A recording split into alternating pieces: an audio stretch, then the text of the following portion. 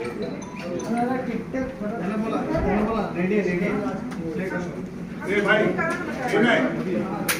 मत करो।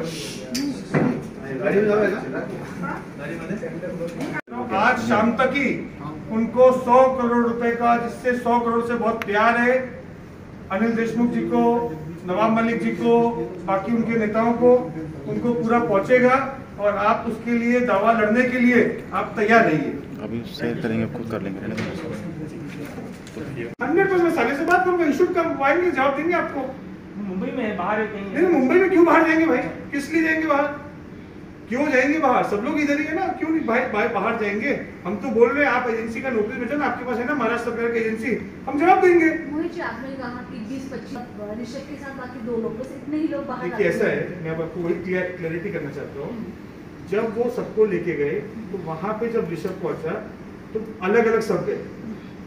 आपने देखा होगा वीडियो क्लिपिंग के अंदर, ये 3 लोग गए, 3 लोग आए, ये 3 के ग्रुप में गए थे क्रूज में। एनसीबी को कोई गलत फहमी हुई, उनको लगा कि वो ग्रुप के साथ, आर्यन के ग्रुप के साथ लाइन में सब चेक इन कर रहे थे, आगे पीछे थे, वो सबको लेके चले गए। उन्होंने अपनी जांच पड़ताल जब की, जब सबको देखा कि भाई इनका कोई इससे रिश्ता ही नहीं है, कोई लेना देना ही नहीं, और ये क्लीन है। अगर आपको भी पता है किसी भी तरीके से आज ड्रग का सेवन या बेचने वाला आदमी होता है, उसकी बॉडी लैंग्वेज बताती है। इवन ड्रंकन आदमी जो होता है उसकी बॉडी लैंग्वेज बताती है। उन्होंने चेक करके उसको जाने दिया। तो आज वो 3 का ग्रुप था, 3 के ग्रुप में, तीनों के अंदर आप तीनों का दोबारा टेस्ट करा लो।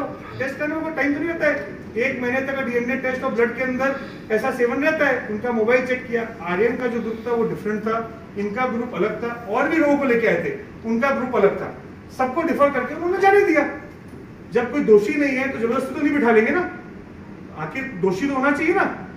सर तो क्या वो प्रतीक गावा और आमिर फर्नीचर वाला को ऋषभ, यह आरोप है कि इन दोनों ने ही आर्यन खान को बुलाया। आर्यन बुलाया, उसकी मुझे जानकारी नहीं। मेरे भाई का, मेरे साले का आर्यन खान से दूर दूर तक कोई लेना देना नहीं। उन्होंने क्या बुलाया उसकी मेरे को देखी जानकारी नहीं। गावा वाले को मैं भी नहीं जानता, सच जो बात है। आमिर फर्नीचर वाले, जो आमिर फर्नीचर वाला है, मैं 2-3 बार मिला हूँ, ऋषभ का दोस्त है, और उन लोगों ने आर्यन का, उनका संबंध होगा तो मुझे जानकारी नहीं है। आप गावा वाले के लिए बोलो, आप आमिर फर्नीचर वाले के लिए बोलो, मेरे साले का आर्यन खान से कोई दूर दूर तक वास्ता नहीं। नवाब मलिक का दूसरा प्रेस कॉन्फ्रेंस है, पहले प्रेस कॉन्फ्रेंस में भी जो एक पंच थे उनका बीजेपी से लेना देना था।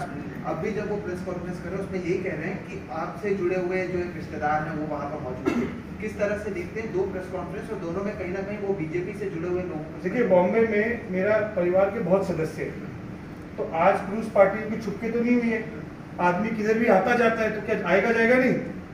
आदमी किधर भी आएगा जाएगा, तो उसके कोई किधर घटना हो जाती है, कोई आज मैं नहीं कोई भी होगा, तो इसका मतलब थोड़ी ना कि उसको अटैच कर देंगे, जोड़ देंगे। ये देखिए, ऐसा कोई प्रूफ है तो आप प्रूफ बताइए। फिशिंग नहीं चलेगी, they can not be fishing. चलिए, बहुत बहुत धन्यवाद। मुझे लगता है मैंने सभी प्रश्नों का आपको उत्तर दे दिया। Thank you very much. Rishabh के साथ आपके बाकी 2 जो लोग थे, उन्होंने दरअसल आर्यन को बुलाया था, और आर्यन के साथ ये 2 और आपके जो ऋषभ फिरदेवा है वो, तो फिर उनको कैसे छोड़ा गया, ये भी उन्होंने सवाल से। देखिए, वो एजेंसी से पूछे, मैं तो एजेंसी नहीं हूँ ना। उन्होंने क्या बोला, उन दोनों ने बुलाया, तो उन दोनों में ऋषभ का मेरा क्या लेना देना? मेरा तो कोई वास्ता नहीं। ये फिशिंग करके सिर्फ नाम मेरा उछालना और मीडिया ट्रायल कराना, प्रेस कॉन्फ्रेंस लेके 3 दिन से होना, बीजेपी के हाई प्रोफाइल लीडर ट्वीट करना, आज प्रेस कॉन्फ्रेंस नहीं, कल है, कल नहीं, परसों है, ये तरह के बिना प्रूफ के राजनीति करना बंद करें। उनके जो मैटर ईडी सीबीआई में जो भ्रष्टाचार के उनके पूरी पार्टी पे चल रहे हैं, उनको लगता है झूठे वूठे फिशिंग करके अगर वो मुद्दा मेरे पे डाइवर्ट करेंगे तो उससे कुछ नहीं होगा। मैं अकेला सक्षम हूँ, पूरे नवाब मलिक जी नहीं, पूरे उनके पूरे जितना सिस्टम है उससे लड़ने के लिए। वो प्रूफ करें, मैं जवाब देने को तैयार हूँ, लेकिन वो हवा में बात ना करें। मोदी जी, ऋषभ से आपकी कोई बात हुई कि क्या वो आर्यन के ग्रुप के साथ गए थे या अलग से बुकिंग कराई? भाई ऐसा है कि आप मीडिया, आप शाहरुख खान जी से पूछ लो कि क्या आर्यन का ऋषभ से दोस्ती है, कोई संबंध है क्या? छुपने वाली है क्या बात? शाहरुख खान जी स्टेटमेंट दे दें, अरे दूर दूर तो कोई वास्ता नहीं है, लेना देना नहीं है। ऋषभ ने कुछ बताया आपको कि अंदर लेके गए, क्या पूछताछ हुई, क्यों? देखिए, ऐसा है, वहाँ पे उन्होंने उस समय बहुत लोगों को डिटेल, उन्होंने वहाँ पे उस समय बहुत लोगों को जवाब सवाल पूछने के लिए साथ में लेके गए। जो जितने लोग लाइन में थे, 20-25 लोग लाइन में थे, सबकी उन्होंने फ्रिस्किंग की, सबकी चेकिंग की, सबके मोबाइल चेक किए। जब उनको पूरा खुद से ये हो गया कि भाई किसी का इन्वॉल्वमेंट नहीं है, उन्होंने सबको जाने दिया वहां से।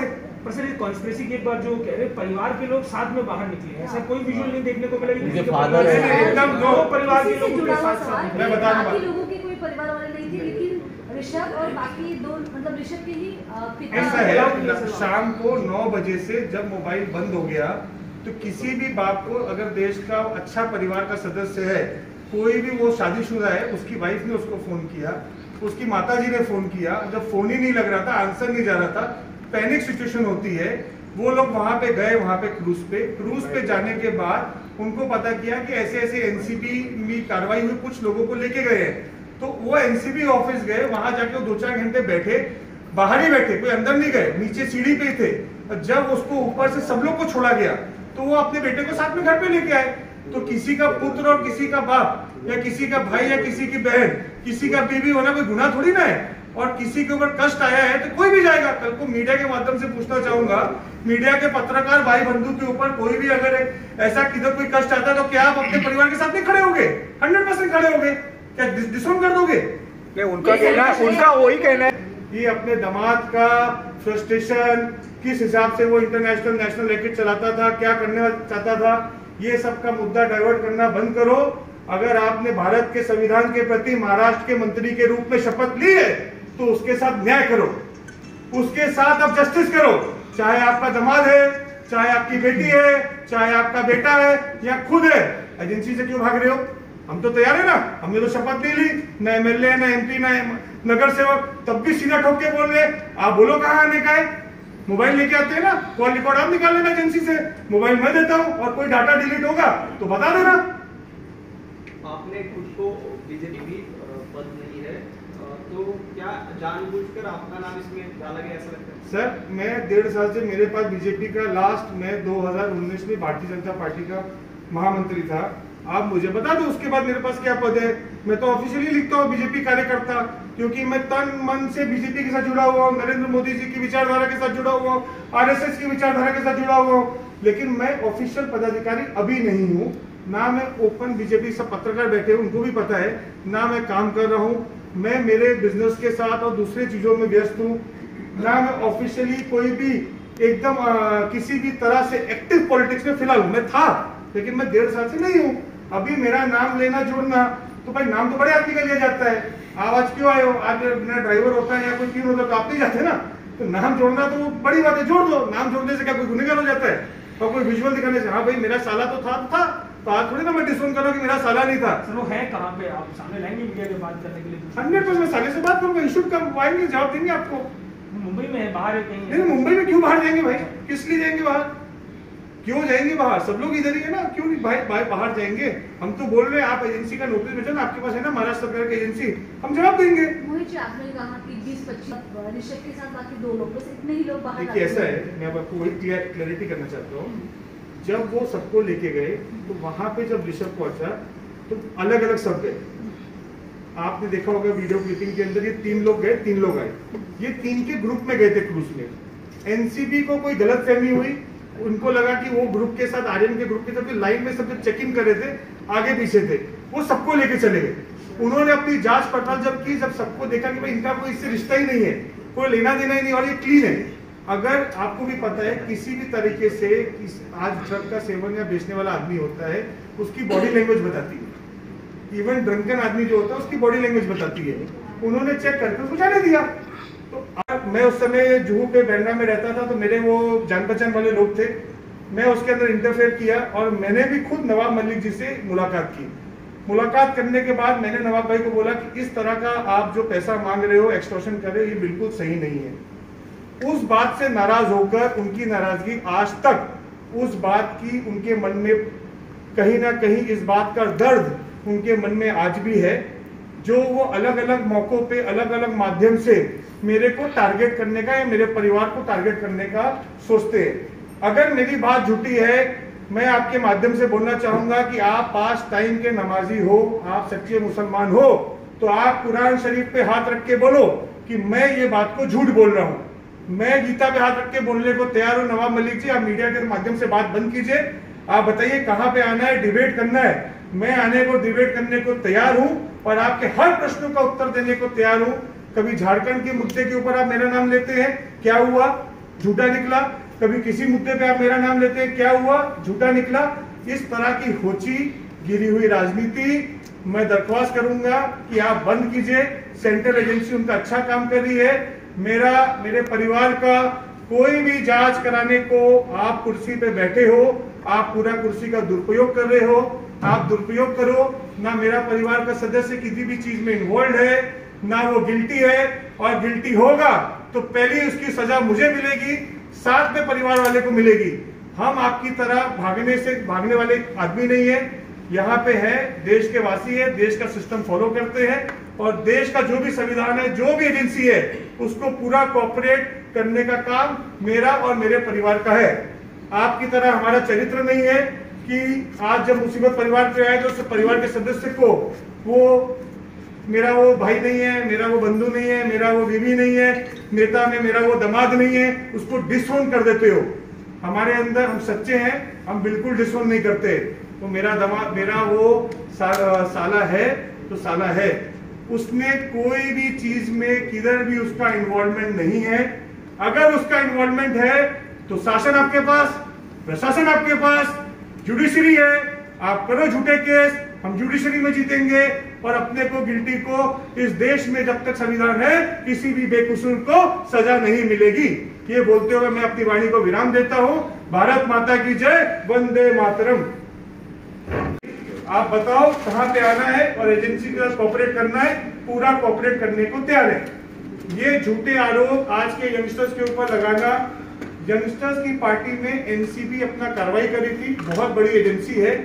अगर वहां के ऑफिसर्स को टारगेट करने का काम कि वो कार्रवाई कर रहे हैं, वो एजेंसी बनी हुई है आज ड्रग को सेवन को पकड़ने के लिए और करने के लिए। और मैं एज ए युवा, एज ए यूथ एनसीबी की ये कार्रवाई को सपोर्ट करता हूं। देश में ड्रग का चलन बंद होना चाहिए। इस देश में युवा, आज जो एनसीबी ने ये मुहिम को छेड़ा है महाराष्ट्र में, एज अ मुंबईकर, as a youth, as a taxpayer देश का मुझे गर्व है इस एजेंसी पर, जो आज इतने पेडलर्स को पकड़ रही है, पकड़ के मुंबई को ड्रग फ्री बनाने का अभियान चला रही है। और उसमें जो भी इन्वॉल्वमेंट हो, छोटा आदमी है कि देश का बड़ा आदमी है, कोई कलाकार है कि कोई नेता है, लॉ सबके लिए बराबर है, लॉ सबके लिए सेम है। मीडिया ट्रायल, मीडिया के ऊपर प्रश्न, मीडिया के थ्रू प्रश्न उठाना, ये एक एनसीपी का, कांग्रेस का, इन लोगों का कल्चर बन चुका है। अपने खुद के गुनाहों से भागने के लिए दूसरे के ऊपर पत्थर फेंकना, ये कम बंद करिए। नवाब मलिक जी, आपका पहले से कचरे का धंधा है, कबाड़ का धंधा है, आप कचरा किंग मुंबई के हैं। इस माध्यम से मैं कचरा किंग को बताना चाहूंगा कि आप अपना सभी भंगार बेच दो, तुम्हारे पे मैं 100 करोड़ रुपए का मानहानि का दावा आज ठोक रहा हूं। ये मीडिया से मैं बताना चाहूंगा आपको। दूसरा, आप पिछले कुछ समय से जिस हिसाब से मैं ये माध्यम से बताना चाहूंगा, और गंभीर आरोप मैं नवाब मलिक जी पे लगाना चाहूंगा कि उनके परिवार के सदस्य आर्किटेक्ट हैं। लगभग ये बात 2012-2013 की है और इसका प्रूफ भी बीएमसी में मिलेगा। मलिक साहब के घर के लोग ने एक प्रोजेक्ट के ऊपर कंप्लेंट की, जुहू के। वो जुहू के प्रोजेक्ट पे कंप्लेंट करने के बाद उन लोग को बुलाया गया। उन लोग के साथ जिस हिसाब से ये सरकार अभी महावसूली सरकार है, तो वसूलने का डीएनए इनके अंदर है, इनके खून के डीएनए में वसूली है। तो उन्होंने 50 लाख रुपया उनसे मांगा। और मैं उस समय जुहू पे बैंड्रा में रहता था, तो मेरे वो जान पहचान वाले लोग थे। मैं उसके अंदर इंटरफेयर किया और मैंने भी खुद नवाब मलिक जी से मुलाकात की।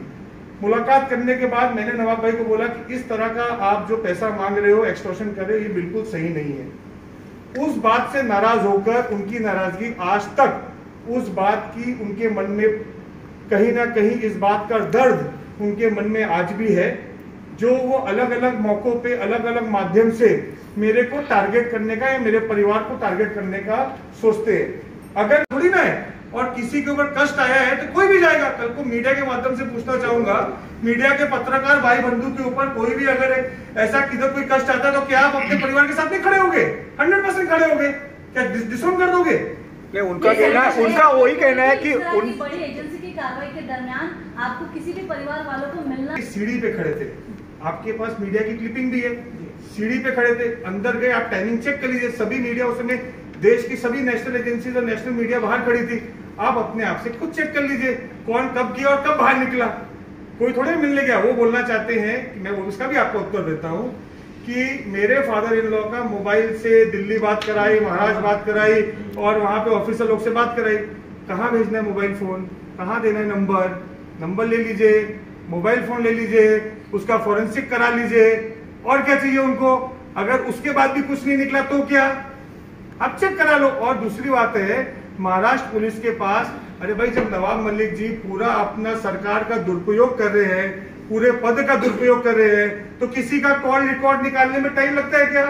1 मिनट का काम है, कॉल रिकॉर्ड निकाल के चेक कर लो आप पूरी बातें, अधिकारी का चेक करो, सबका चेक करो। अगर कुछ मिले तो बताओ, सिर्फ आके हवा में बात मत करो, आप प्रूफ के साथ बात करो। बीजेपी का नाम ले रहे हो, बीजेपी का नाम ले रहे हो, कॉल रिकॉर्ड चेक करवाना है, तो वो कर रहे हैं, मेरा काम नहीं है ना, आपका भी कह रहे हैं, कर लेना। अरे मोस्ट वेलकम, मेरा मोबाइल मोस्ट वेलकम, जब करना। मैं तो आपको पहले बोला ना, आप जगह बताओ, मैं तो तैयार हूं।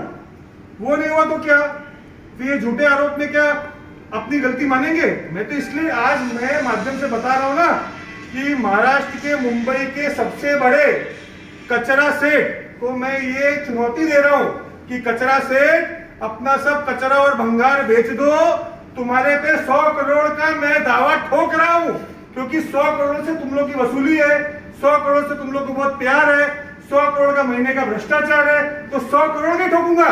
और मेरी बैलेंस शीट पे 100 करोड़ की वसूली बनती है, क्योंकि मैं तुमने बोला हाई प्रोफाइल आदमी, हाई प्रोफाइल नेता, हाई प्रोफाइल सब कुछ, तो मेरा बैलेंस शीट पे 100 करोड़ का ही मेरा, तुमने मेरा आज इमेज खराब करने की बात की है। तो आप अपना कचरा फेंको, और आपके जो व्यवहार, आपके जो धंधे पूरे मुंबई को कुल्ला से लेकर कलिंगा तक मालूम है, पूरे परिवार के मालूम है। ये अपने दामाद का फ्रस्ट्रेशन, किस हिसाब से वो इंटरनेशनल नेशनल रैकेट चलाता था, क्या करने चाहता था, ये सब का मुद्दा डाइवर्ट करना बंद करो। अगर आपने भारत के संविधान के प्रति महाराष्ट्र के मंत्री के रूप में शपथ ली है, तो उसके साथ न्याय करो, उसके साथ आप जस्टिस करो। चाहे आपका दामाद है, चाहे आपकी बेटी है, चाहे आपका बेटा